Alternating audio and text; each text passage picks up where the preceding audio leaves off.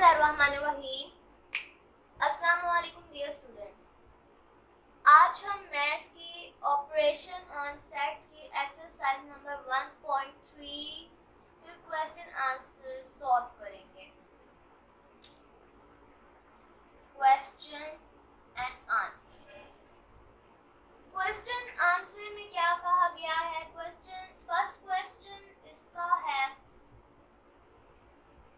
First question का first part जो इसका है उसमें क्या कहा गया है? Verify the commutative law of union and intersection of the following sets through Venn diagram.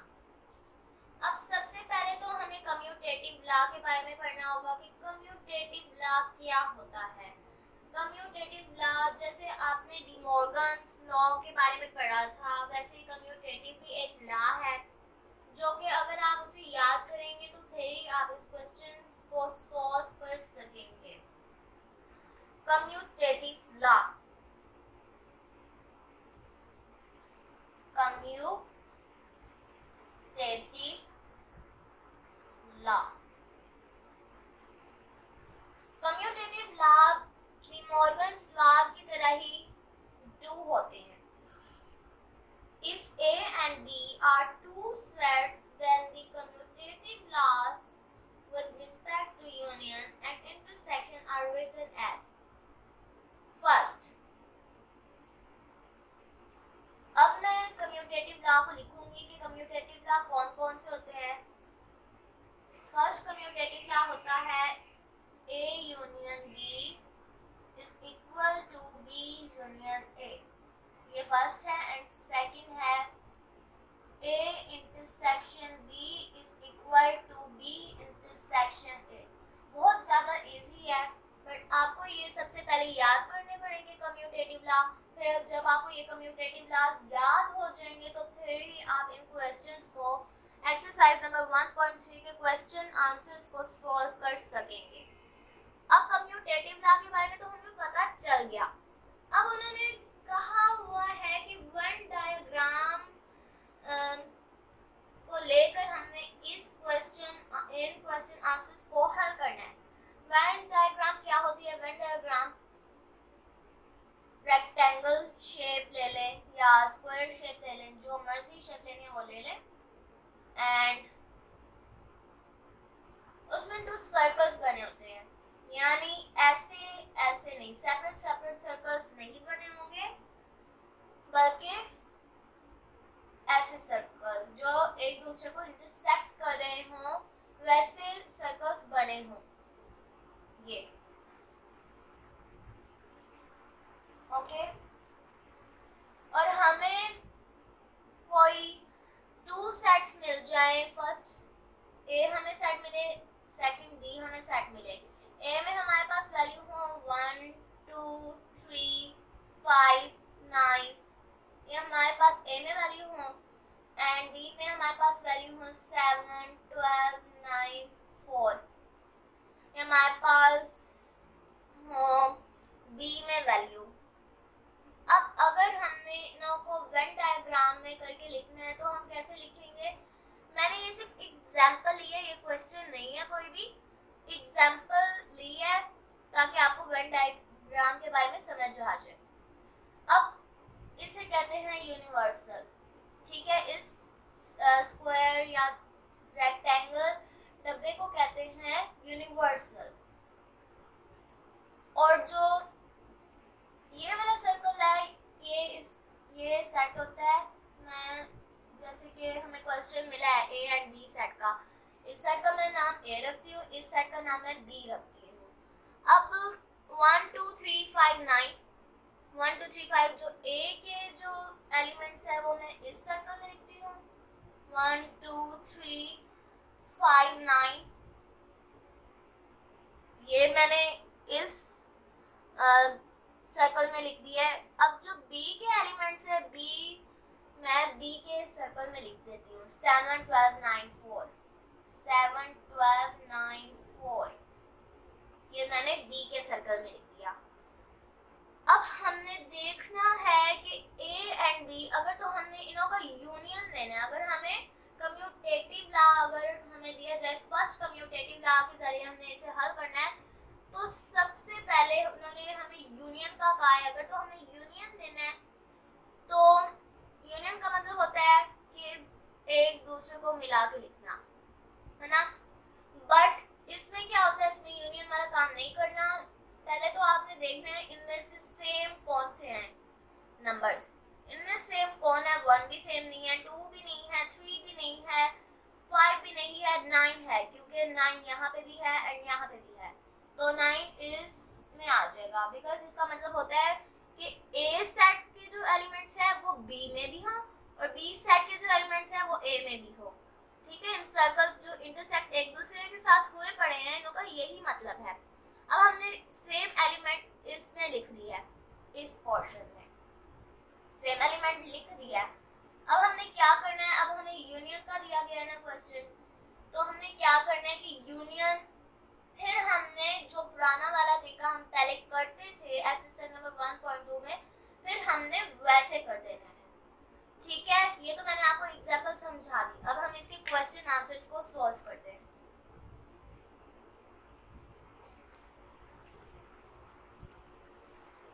First question है हमारे पास, क्वेश्चन नंबर 1 का फर्स्ट पार्ट है हमारे पास। क्वेश्चन नंबर 1 का फर्स्ट पार्ट है ए हमें दिया गया है 3, 5, 7, 9, 11, 13। 3, 5, 7, 9, 11, 13 ये हमें ए का दिया गया है सेट, एंड बी जो है बी का हमें दिया गया है 5, 9, 13, 17, 5, 9, 13, 17, 21, 25। जैसा कि हमने पहले वेन डायग्राम बनानी है। वेन डायग्राम चाहे आपकी स्क्वायर बनती है तो स्क्वायर बने, रेक्टेंगल बनती है तो रेक्टेंगल बन जाए। ये ले वेन डायग्राम बना दी। वेन डायग्राम में मैंने जैसे कि आपको बताया था कि इंटरसेक्ट जो एक दूसरे से जुड़े हों वैसे सर्कल्स बने हों, ये ऐसे सर्कल्स बने हों, चाहे वो ओवल शेप हो या चाहे वो सर्कल शेप हो। ठीक है, अब हमने क्या करना है, अब इसका पहले नाम लिखना है यूनिवर्स।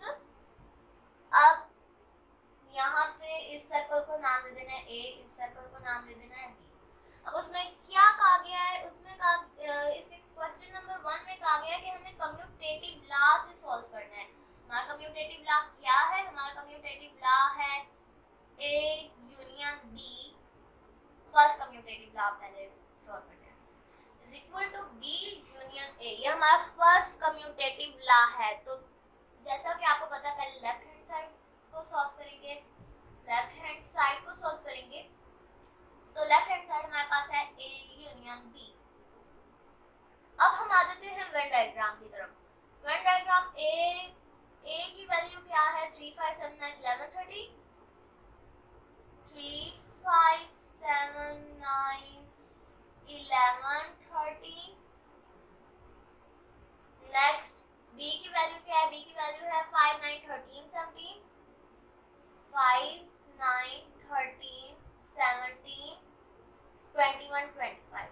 21 and 25। 25 ये हमारे पास आ गई बी की वैल्यू।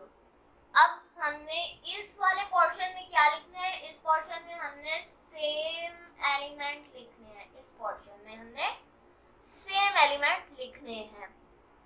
तो सेम एलिमेंट क्या है, 3 भी सेम एलिमेंट नहीं है, 5 सेम एलिमेंट है, बिकॉज 5 ए में भी है एंड बी में भी है 5। अब जो 7 है, 7 भी सेम एलिमेंट नहीं है, 9 सेम एलिमेंट है, 9 यहाँ पे भी है, यहाँ पे भी है, 9 सेम एलिमेंट है। 11 भी सेम एलिमेंट नहीं है, 13 सेम एलिमेंट है, बिकॉज 13 यहाँ पे भी है और यहाँ पे भी है। तो ये 5, 9 एंड 13 जो है ये हमारे पास आ जाते हैं सेम एलिमेंट में, यानी 5, 9 एंड 13 हमारे पास सेम एलिमेंट है। नेक्स्ट अब हम यहाँ पे आ जाते हैं। ए हमारे पास क्या रकम है? 3, 5, 7, 9, 11, 13। ओके, यूनियन बी की हमारे पास क्या रकम है? बी की हमारे पास है 5, 9, 13, 5, 9, 13, 17, 21, 25। अब हमने इन दो सेट्स का यूनियन लेना है। यूनियन लेने के लिए हमें दो सेट्स को इकट्ठा करके लिखना होता है। 3 सबसे छोटा एलिमेंट है, 3, 5, 7, 9, 11, 13, 17, 21 एंड 25। ये हमारे पास यूनियन का आंसर आ जाएगा। अब हमने क्या करना है? अब हमने राइट हैंड साइड का आंसर निकालना है। बी यूनियन ए का आंसर निकालना है। राइट हैंड साइड हमारे पास बी यूनियन ए है। डी हमारे पास क्या है? 5, 9, 13, 17, 21 एंड 25। और ए हमारे पास है 3, 5, 7, 9, 11, 13। 3, 5, 7, 9, 11 एंड 13। ये हमारे पास है ए की वैल्यू। नेक्स्ट अब इसका आंसर क्या आएगा? इसका आंसर आएगा, अब हमने ए यूनियन बी की तो वेन डायग्राम बना ली। अब हमने बी यूनियन ए की वेन डायग्राम बना लेनी है। बी यूनियन ए की वेन डायग्राम सिंपली कैसे बनानी है? इसको ऑपोजिट लिखना है। Right hand side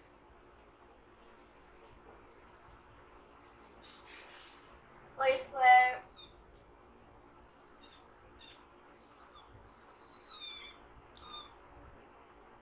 next circles.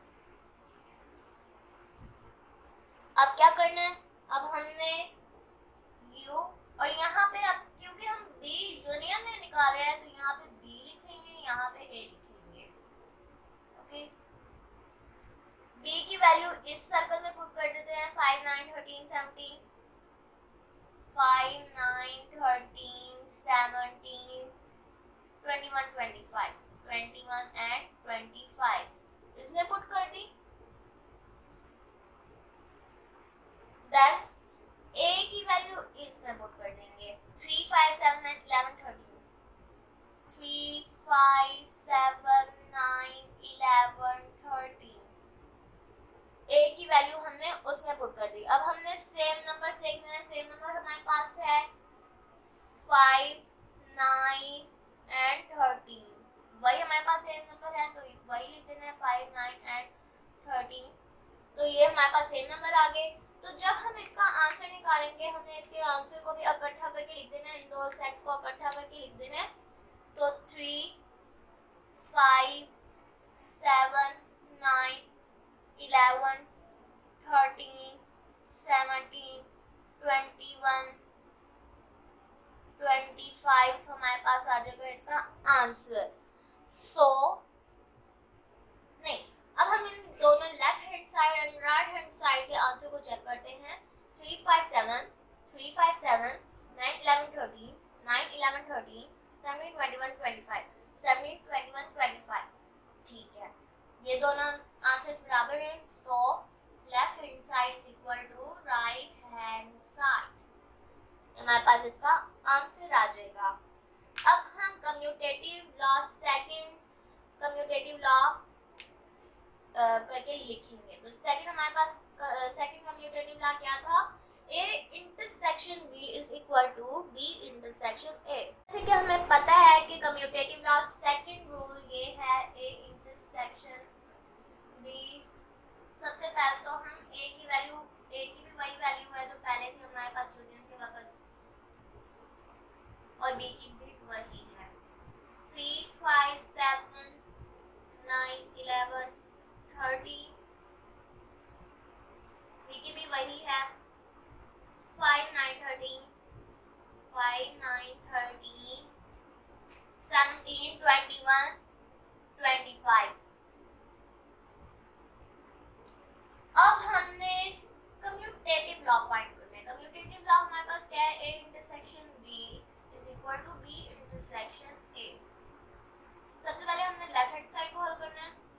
Left hand side हमारे पास है A intersection B. A intersection B, सबसे पहले हम वेन डायग्राम बनाते हैं।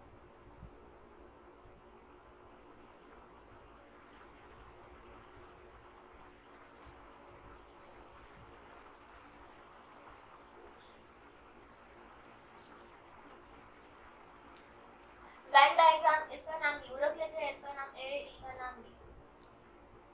अब ए की जो वैल्यूज यहाँ पुट होंगी, बी की यहाँ। ए की क्या है 3 5 7 9, 3 5 7 9 11 and 13। बी की क्या है 5 9 13, 5 9 13 17 21 and 25। ये बी की वैल्यू है, ये ए की वैल्यू है। अब इस पोर्शन में हम सेम लिखेंगे। सेम क्या है, 5 सेम है, 9 सेम है, 13 सेम है। 5 9 and 13 इस पोर्शन में लिख लेंगे। 5 9 and 13 ये हमारे पास सेम एलिमेंट्स आए हैं। अब हमने ए की पहले वैल्यू यहाँ पुट करनी है। ए की वैल्यू हमारे पास है 3 5 7 9 11 13। ये हमारे पास ए की वैल्यू है। यूनियन बी की हमारे पास वैल्यू है 5 9 13 7 17 21 and 25। ये हमारे पास बी की वैल्यू है। अब अगर हमने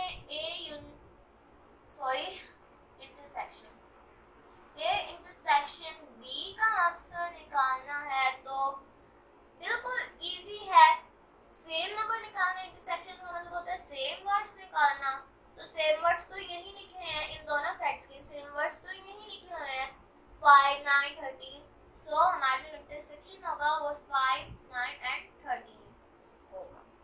अब इसका राइट हैंड साइड सॉल्व करते हैं। राइट हैंड साइड हमारे पास है B intersection A. B intersection है 3 बी हमारे पास। अब पहले तो हम बी की वेन डायग्राम बनाएंगे।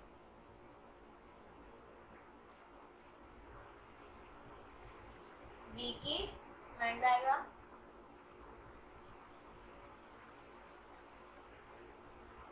स्क्वायर, इस स्क्वायर का नाम मैंने वैसे ही यू रख दिया है एंड 2 सर्कल्स बनाए।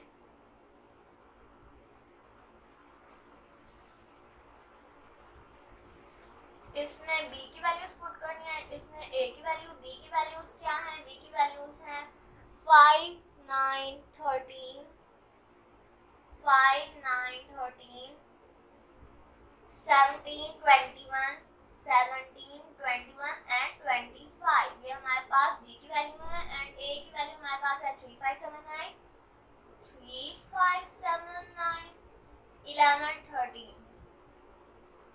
इसमें भी वही चीज सेम निकालनी है। 5 सेम है, 9 सेम है एंड 13 सेम।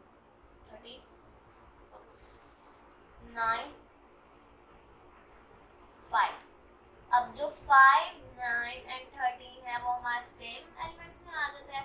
अब हमने यहाँ पे सबसे पहले बी की वैल्यू पुट करनी है। बी की वैल्यू क्या है 5 9 13, 17 and 21 and 25। ये हमारे पास बी की वैल्यू है। इंटरसेक्शन ए क्या है, ए की वैल्यू है 3 5 7 9 11 and 13। अब जब हम इसका आंसर निकालेंगे तो सेम वर्ड्स ही आएंगे 5 9 and 13, 5 9 and 13। अब हम लेफ्ट हैंड साइड को देखिए 5 9 13 आंसर आ रहा है। राइट हैंड साइड को देखिए 5 9 13 आ रहा है, दोनों सेम है। So left hand side is equals to right hand side. तो ये हमारा आ जाएगा इसका आंसर। अब अगर हम क्वेश्चन नंबर 2 को देखें, क्वेश्चन नंबर पार्ट नंबर 2 इसका है the set n and z।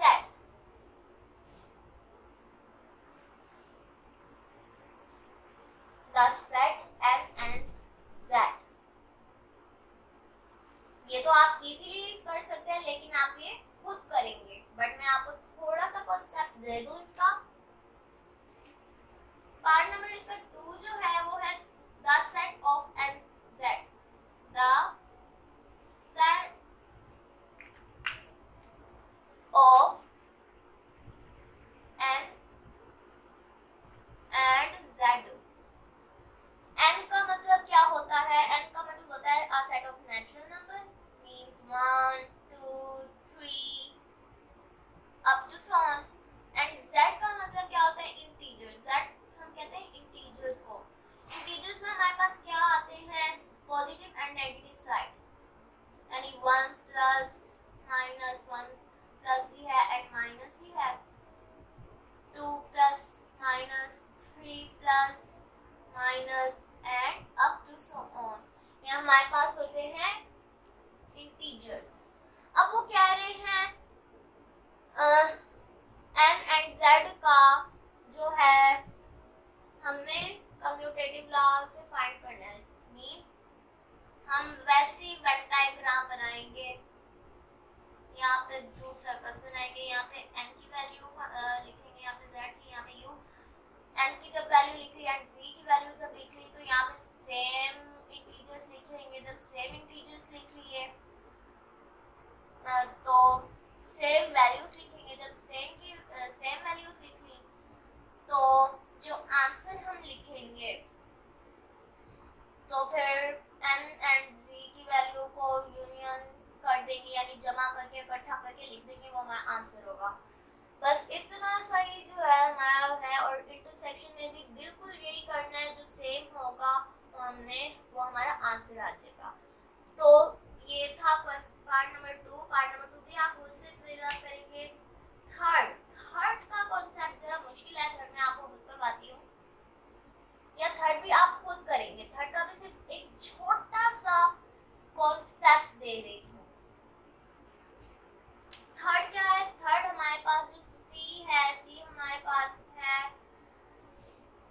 x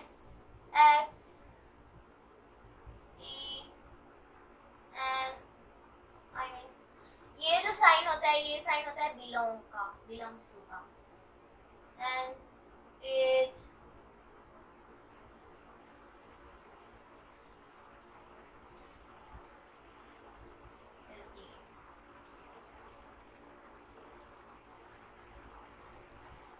D क्या है हमारे पास? ये हमारे पास भी यही है,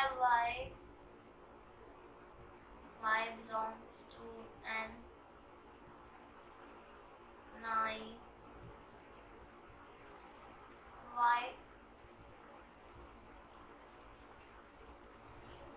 इस चीज का मतलब होता है हमारे पास कि बिलोंग टू। आगे वो कह रहे हैं कि ये नेचुरल जो नंबर हो, नेचुरल नंबर हो और 8 से छोटे हो और 18 तक हो। ठीक है, यानी हमारा क्वेश्चन क्या बन जाएगा? ये हमारा क्वेश्चन बन जाएगा कि जो सी हमारे पास है, natural a set of natural number हो और 8 से छोटे हो, यानी 9 10 11 और 18 से बड़े हो, नहीं 8 से बड़े हो एंड 18 से छोटे हो।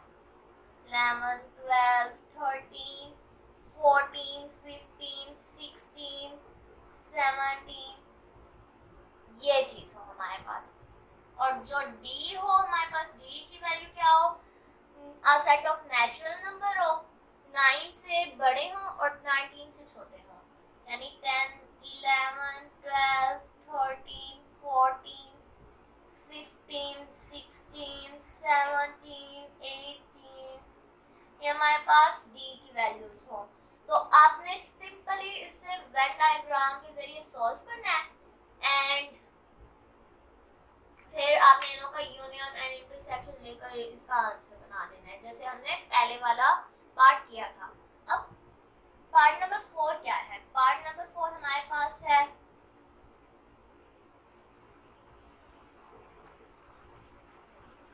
पार्ट नंबर 4 है हमारे पास द सेट E,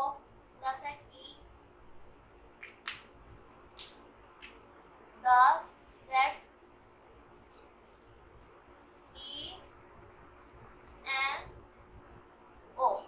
E का क्या मतलब होता है? E का मतलब होता है इवन नंबर, मींस वो नंबर्स जो कि 2 के टेबल पे मल्टीप्लाई हो, means 2, 4, 6, 8 and up to so on। And odd number हम उन्हें कहते हैं जो कि इवन नंबर से ऑपोजिट हो, मींस 2 के टेबल पे मल्टीप्लाई ना होते हो, यानी 1, 3, 5, 7, 9 and up to so on। ये होते हैं ऑड नंबर। हमने सिंपली इसका वैसे ही वेन डायग्राम बनानी है, फिर इन्हें सॉल्व करना है। तो आज की वीडियो हमारी खत्म होती है। अगर आपको ये वीडियो पसंद आए तो इसे लाइक, शेयर, सब्सक्राइब करें और बेल आइकन को लाजमी प्रेस करें। तो नेक्स्ट वीडियो के लिए अल्लाह हाफिज।